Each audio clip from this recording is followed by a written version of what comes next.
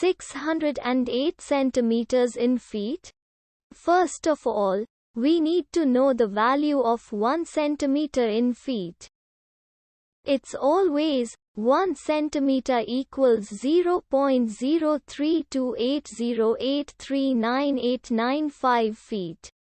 Now we have to multiply 0.03280839895 by 608.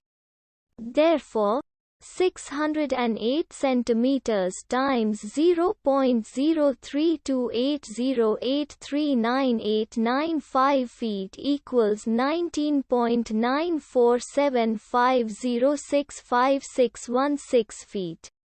So, in other words, 608 centimeters equals 19.9475065616 feet. We hope you have enjoyed this video. Please like and subscribe to our channel for more videos like this.